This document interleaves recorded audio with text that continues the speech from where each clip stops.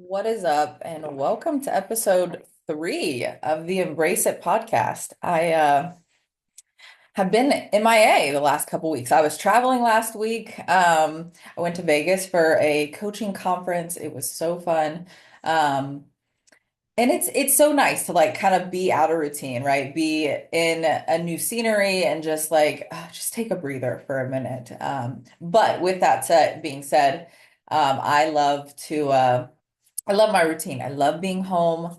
I'm a bit of an introvert, so it's nice to be home. So if you haven't already, especially if you're a fan of this podcast, if you are on Spotify, make sure you hit the follow button. Then you'll get notified when I post a new podcast episode. And if you're on YouTube, hit the subscribe button. And again, then you'll get notified when I post a new video. We're in a little bit of a new scenery here. I was sitting at my island in my kitchen, but I am going to sit in my office, I think, from now on. I have had an office space for probably it's almost been like a year since I moved to a two a bedroom unit, and it's kind of been one of those rooms. Like I had good intentions when I moved to this space to have the two bedroom and have an office, but then it became one of those rooms where it's kind of like everything just kind of went in there. And I was like, Taylor, we need to get the office together and make it a space that you enjoy being in. Because working from home, it's easy sometimes like jump on my couch with my computer or my bed. And so I'm just really trying to like keep it separate. So my wonderful aunt who is like a decor like expert. If you walked into her house, she'd be like, "Oh my goodness, this is gorgeous." She's been helping me get my office together a little bit. So we have that little bookshelf back there. I got this fake plant. I got this pretty piece of wall decor to go on the back of the wall yet. Haven't put it up yet though. Yeah, just kind of decorating it so it can be a space that I feel good in. So yeah, that was a little bit of a life update. So let's hop into today's episode. Today's episode it's called the power of life-giving habits, if you will. And if you're anything like me or like what I used to be, when people used to talk about habits before I had good habits, I almost like got annoyed. I don't know if you resonate with this at all, but especially like when I was trying to lose the weight and people would tell me they would talk to me about habits, I would be like, okay, like habits, like I need to lose 100 pounds. Like I need more than habits, right? Like that's the way I used to think. And I would just get annoyed and kind of like discount when people would say habits, right? It was like, no, like I just want to lose the weight. Like what's the secret sauce, right? And yeah, through my weight loss journey, I have realized that habits have been the secret sauce that for years I was looking for, and I was avoiding essentially kind of changing my habits. So if you are feeling stuck or unmotivated, then this episode is for you. Stuck and unmotivated by change, essentially, then this is for you. And I hope that this is an encouraging episode with some tangible things that you can take away and like start implementing right now to sure reach your weight loss physique goals, but also just vastly improve your quality of life. And I think sometimes when I talk about habits, I can be a little dramatic. People are probably like, Taylor, what? Habits change the quality of your life so much. And yes, they did. They vastly improved my quality of life. And it is because of habits. Yesterday when I was talking about habits or thinking about habits, I forget.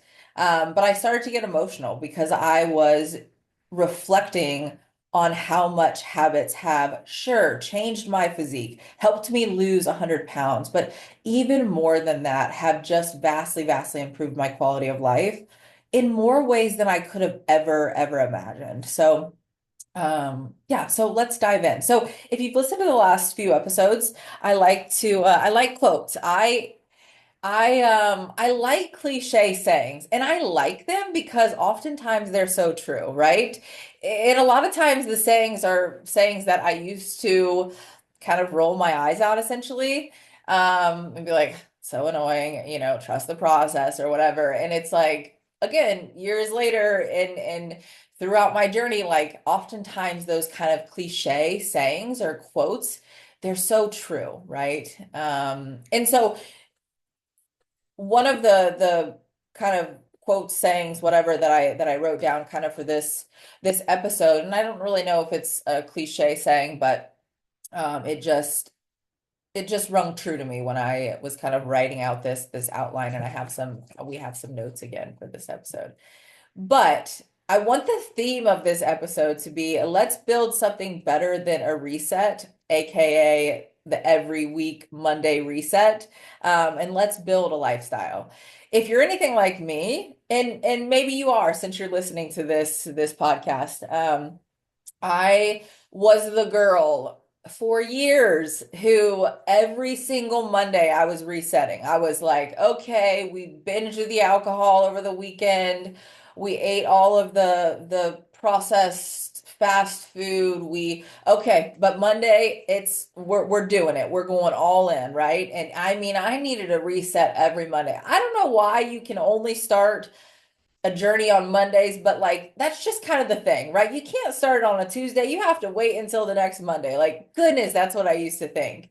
Um, and when I finally was able to realize, like, hey, Taylor, we don't need a reset. We need to revamp the lifestyle with habits, essentially. And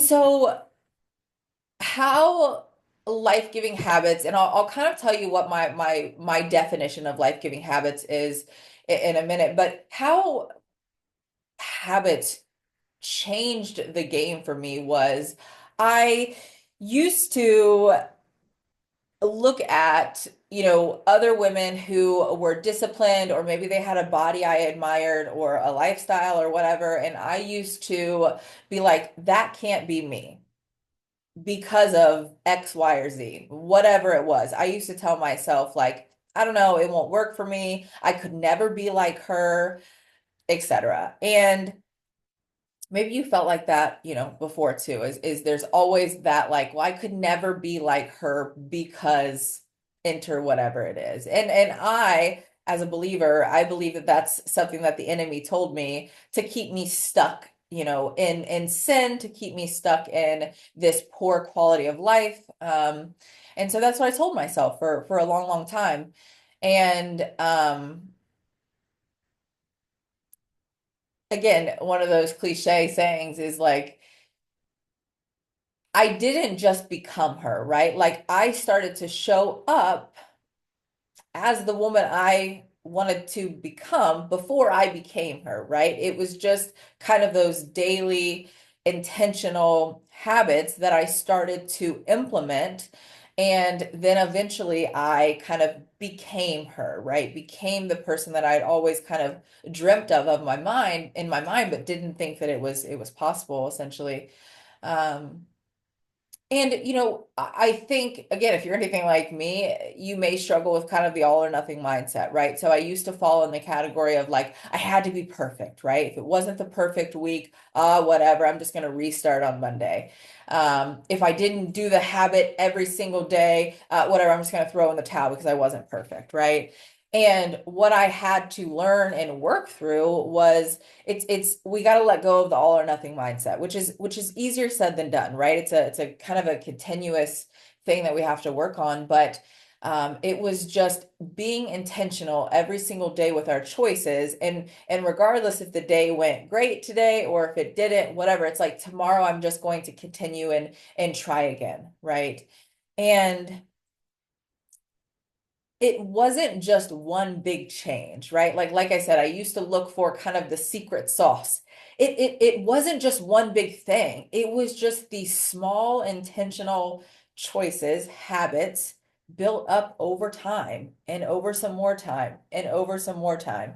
Um, that essentially helped me to lose the 100 pounds and keep it off. And like I said, more importantly than that, vastly improve my quality of life.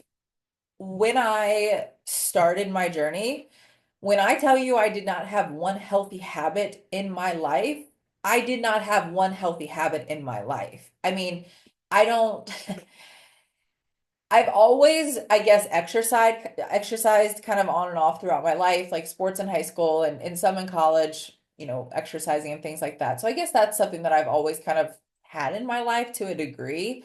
Um, but when it came to nutrient dense foods, nope, wasn't happening. I literally had never had a vegetable outside of canned green beans. I shit you not. I mean, until I was 25 years old, the only vegetable I ate was canned green beans.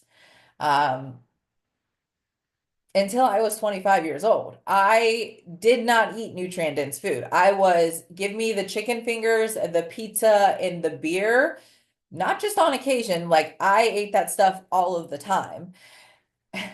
Sleep, it didn't matter. Like I didn't think of that. Like, sure, I might get a few hours.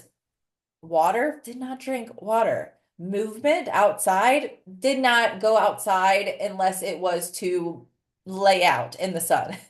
Um, Boundaries with people, didn't have them. I struggled with codependency for a long, long time and was in a lot of just dysfunctional, toxic, romantic relationships. And let me tell you, it takes two to tango. So it wasn't just him, it was also me. I did not have one healthy habit in my life. And with that being said, when I started my journey and I spun my wheels for years and years and years because I went through every fad diet, I starved myself, I took diet pills, I lived on the cardio machine. I mean, there was one time I took diet pills and I got dehydrated and had to go to the hospital. I tried everything there was except for the basics.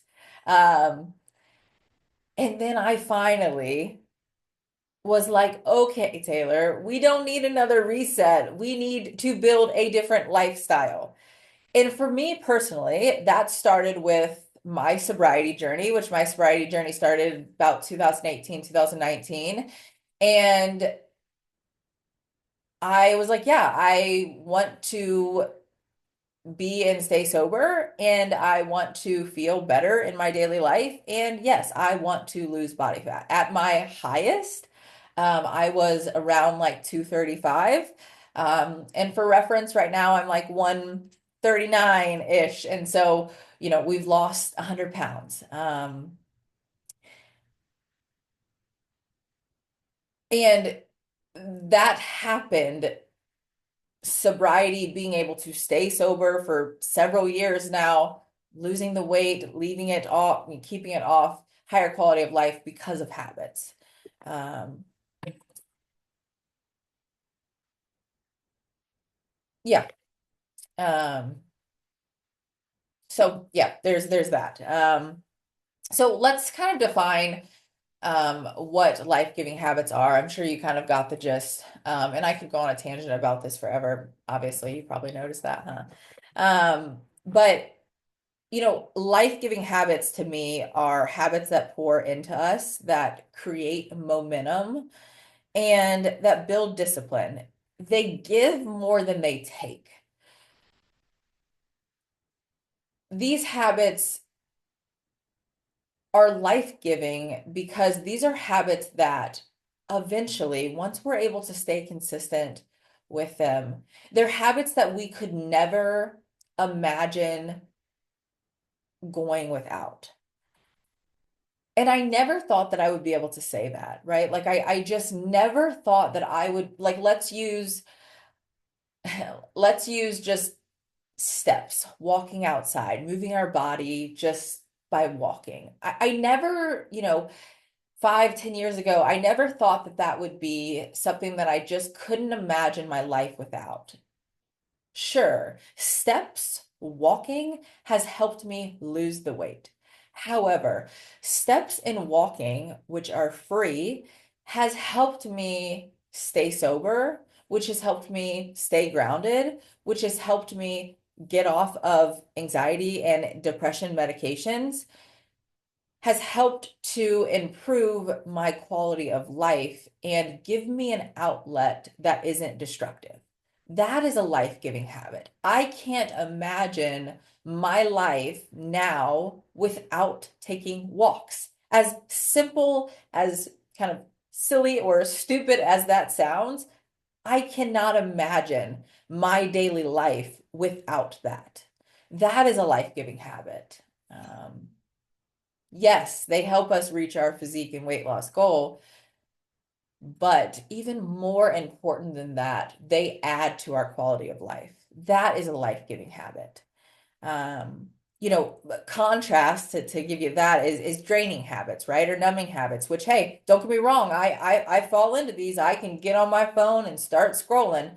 But draining habits are, scrolling on our phone, social media, snoozing our alarm, even things like overthinking, right? Comparison, things like that. I was I just thought of this. Like I said, I was in Vegas last week for a coaching conference, and there was like 2 days of it was in a hotel in Vegas, and it was a 2 day. They had tons of speakers on, a bunch of different health and fitness, wellness topics and stuff. And there was like 250 coaches, from all over the world there. It was really cool.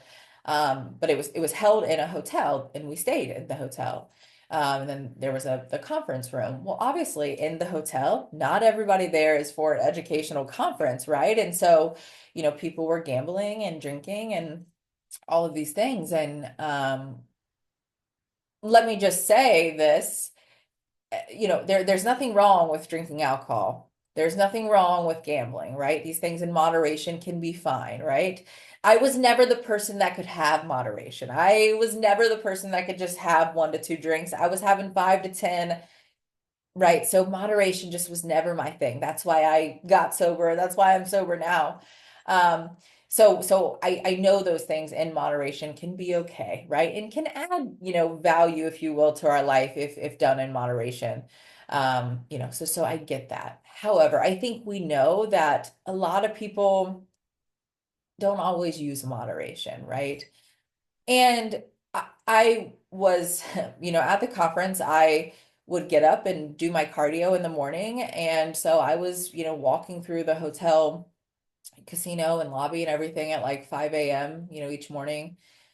And there were obviously still people down there drinking and gambling and things like that. And my heart, it's sad. It just gave me chills even saying this, but my heart would get sad because I think as a society, we look at that gambling, partying, staying up all night, the alcohol, the shots, Vegas. We look at that as, again, a society as life. That's living our best life, right? That's life-giving. And I think we all know when we really, really think about it, oftentimes those things don't really fill us up, right? Oftentimes it's the idea of those things that get us excited, right? Like, oh, that sounds fun to go to Vegas and gamble and drink and all of that. But then oftentimes when we're doing those things, when we're drinking the alcohol, when we're staying up all night, when we're spending our money on gambling, it's is this really filling me up, or is this just kind of, is the void now bigger? Is am I waking up the next day or the next morning whenever I wake up after going to bed at 5 a.m. Do I feel better, or do I feel worse? Yeah, I think you guys know where I'm going with that. But and again, that's not, I hope that it's not me being judgy. I know that those things can be done in moderation, and that can be okay. And again, for a decade plus, I thought those things were life-giving. And they just left me feeling more empty. and empty and sad. And that's why I'm so passionate about true life-giving habits, because they have the power to transform our life, transform our minds, transform our beings. And I think the coolest thing about life-giving habits is a lot of them are at our fingertips, right? Especially if we live in the United States and maybe we're, privileged. We have running clean water. We have a place where we can walk out of our home and we can walk and feel safe. And we have access to fruits and veggies and whole foods, and we have access to be able to walk into a church for free on every Sunday. We, have the ability to spend time alone and in solitude to connect with ourselves. And, to me, those are life-giving habits. And those are the things that, we have to have in place to, one, lose the weight, two, reach our physique goal, three, be able to sustain our physique results long term, and for most importantly, improve our overall quality of life. And something too with the life-giving habits that I had to realize is that, when I started my journey and maybe I would start to implement some of these habits, I thought that these habits could just stop once I lost the weight, right? And what I had to realize was these habits never stop, right? They never stop. It's not like we can just start with healthy habits, lose the weight, and then go back to our shitty habits. Like, these habits never stop. And I think that has to be a mindset shift that a lot of us have to be able to accept and grab onto, or we'll just be spinning our wheels, losing the weight, putting it back on, losing the weight, putting it back on. But what I can tell you is if you start to implement these life-giving habits in your life, one, yes, you will reach your weight loss physique goal.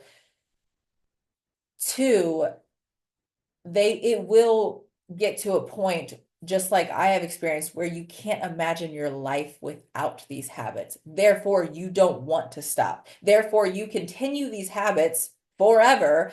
And so you're able to continue a higher quality of life and sustain your physique or weight loss goals long term, because these habits are things that you continue to do because they serve you in multiple ways.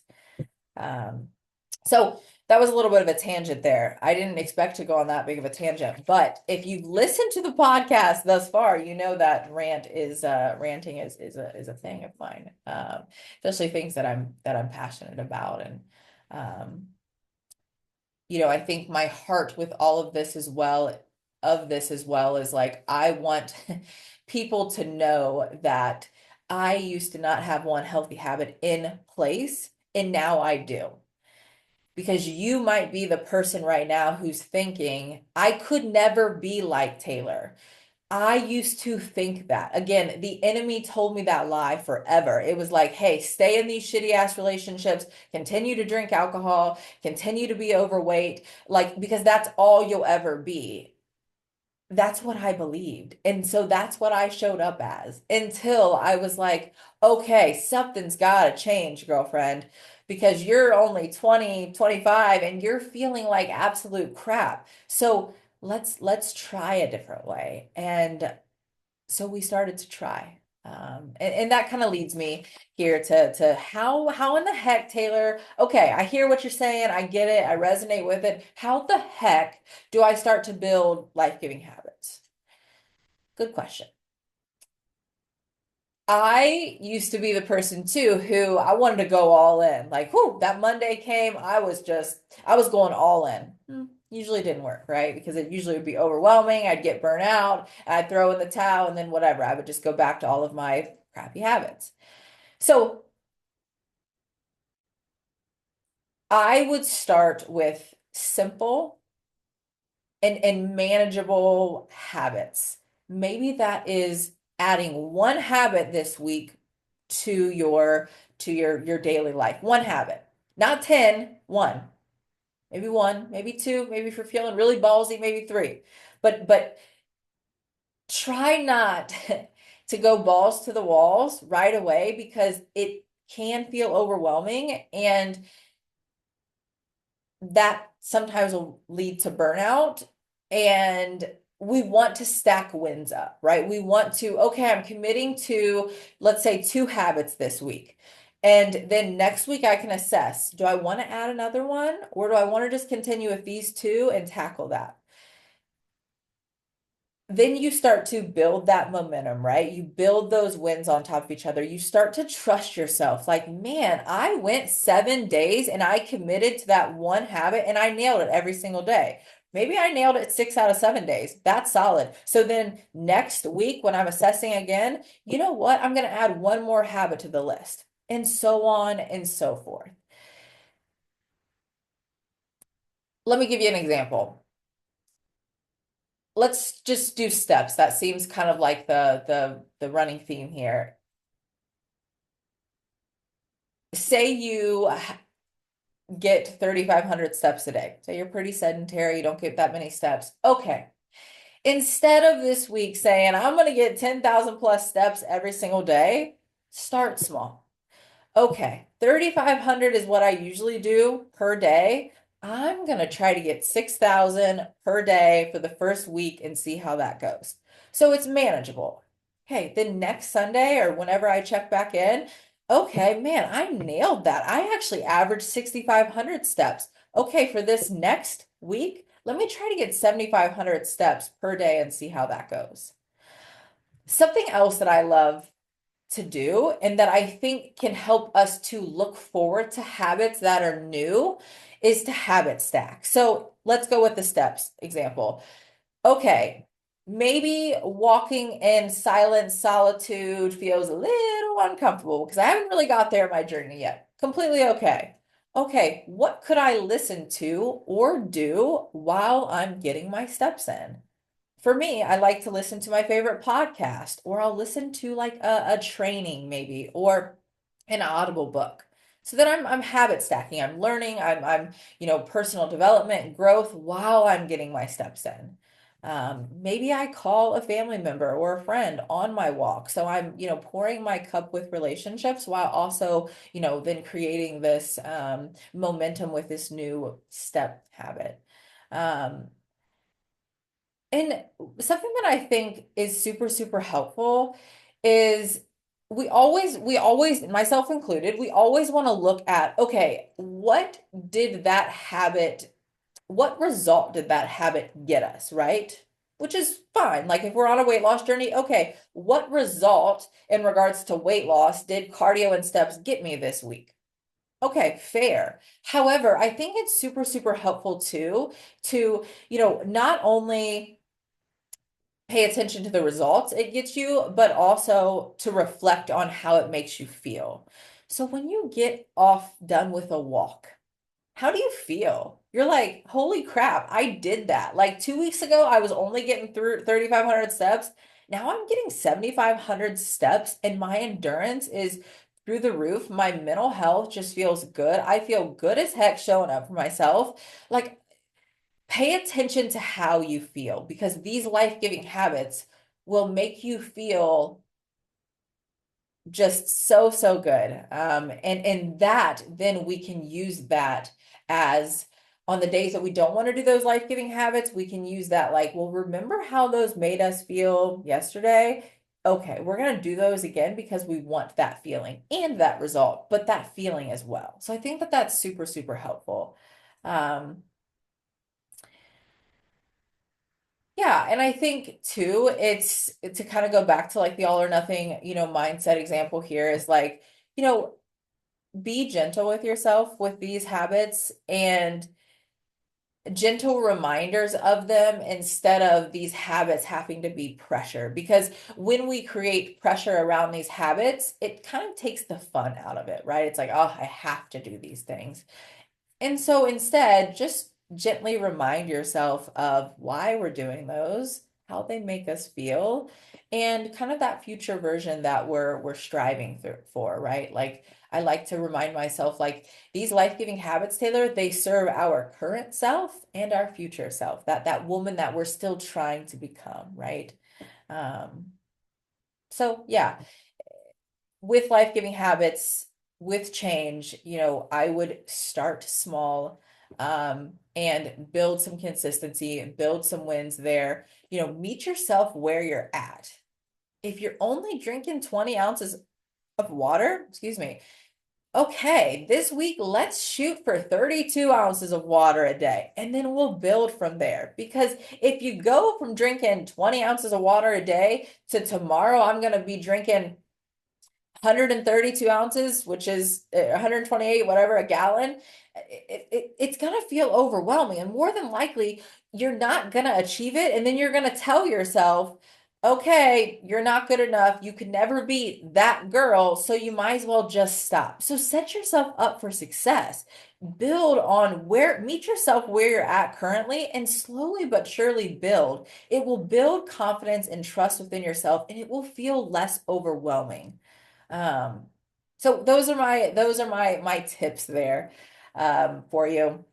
And just remember, like I said, the kind of quote, if you will, is let's build something better than a Monday reset. Let's build a lifestyle that we feel excited about and that we feel excited to live. Um, so yes, that is life-giving habits, in a nutshell. And so with all of that being said, I am doing a free life-giving habits challenge, which starts April 28th on a Monday, which is this coming Monday, depending on when you're listening to this. Um, so April 28th, it's going to run for 7 days. It is a completely free challenge, no strings attached. It is literally just because I want to help you get some life-giving habits in your life. So it gives you more life. And this challenge will be ran in the women's only Facebook group. The challenge is for women only. Sorry, guys. But it is ran in the Facebook group, which is a free group, and it will be ran for 7 days. It is going to be super, super simple. I am going to provide a list of life-giving habits. Some of those include like drinking X amount of water, getting X amount of steps in, moving your body for 30 minutes, getting 7+ hours of sleep, prioritizing protein, getting 2 veggies in per day, getting 2 fruits in per day, exploring a creative outlet, saying no to alcohol, having a tough conversation, connecting with a loved one, journaling, prayer. There's going to be just a big list of life-giving habits. And all you have to do is choose. You get to pick every single day 4 habits that you want to commit to. And what you'll do is each evening, the end of your night for the 7 days, you'll post in the Facebook group what 4 or more habits you completed that day, and you'll just simply post it in the Facebook group. In through the 7 days, I will be posting in the Facebook group, accountability and information and helpful tips. And the purpose of this is to get some life-giving habits in place to create that momentum for those 7 days. And so then the goal is, once you do these habits for 7 days, that you continue with those the next past the 7 days. So it is going to be super simple. It's going to be ran in the Facebook group. And all you have to do is just simply post every night what habits you completed. Um, yeah, that's it. So if you are interested, comment on this episode, DM me life, and I will invite you to the Facebook group, tag you in the post. If you have any questions, reach out to me.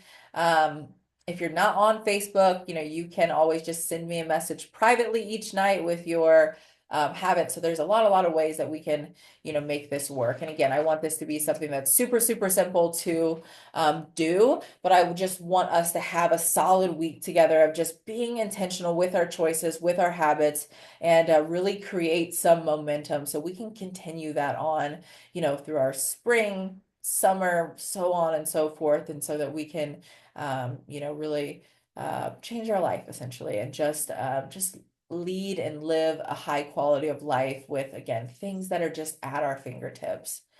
Um, so I think that's it. I appreciate you. Um, yeah, I appreciate you listening. I appreciate you just being here. There's been so many women who have already committed to the challenge. Oh, that's what it was yesterday. Why I was getting emotional is because so many people were um committing to the challenge, and it made my heart so happy because it made me excited that there's other people who believe in the power of life-giving habits, and women who are committing to, hey, I'm giving myself 7 days to show up. Um, and I just think that that is so, so cool. So I just feel honored to be a part of, of this essentially. So okay, that is it for today. Again, DM me, life, comment, reach out to me, whatever, to engage in the free challenge, which starts Monday, April 28th, and it will be a good week. So I'm excited if you join us. And again, thanks for listening.